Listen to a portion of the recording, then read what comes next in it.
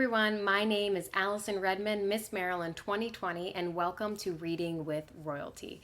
Today, I'm going to be reading you Clifford the Small Red Puppy by Norman Birdwell. Hi, I'm Emily Elizabeth, and this is Clifford, my big red dog. Yesterday, my friend Martha said, "I got my dog from a fancy pet store. Where did you get yours?" So I told her how I got Clifford. When I was little, I lived in the city. I didn't have a dog. One day, the man down the hall called us.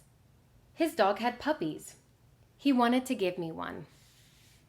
One puppy was smaller than the rest. The man said, "Don't take him. He is the runt. He will always be small and sick." But I loved that little puppy. He needed me. I named my puppy Clifford. He was so tiny that I had to feed him with the doll's baby bottle. We got the smallest collar we could find for Clifford. It was too big. When he began to eat his dog food, we had to watch him all the time. He was so little that he was always getting lost, even in our small apartment.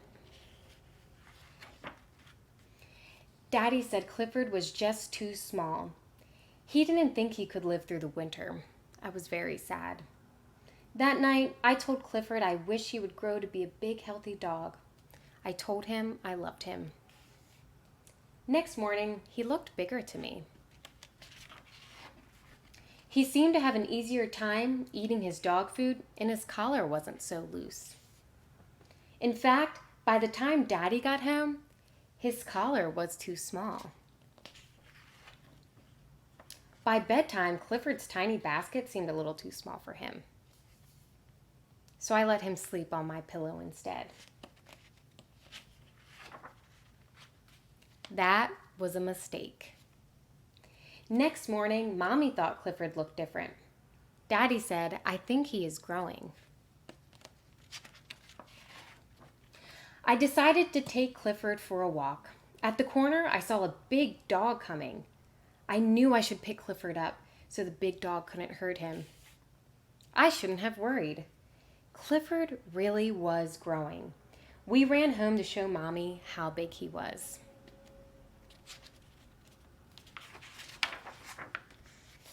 Had our apartment door grown smaller? Daddy couldn't believe it. We put Clifford in the garden to sleep that night.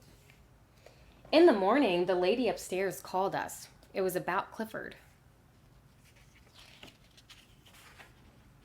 In fact, all the neighbors were starting to notice him. The landlord called the police. They came to see Clifford. They said Clifford would have to go. But how? He couldn't go through the door.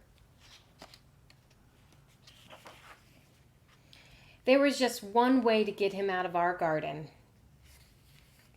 We sent him to live with my uncle, who lived in the country. I was sad. I missed my puppy, and he missed me.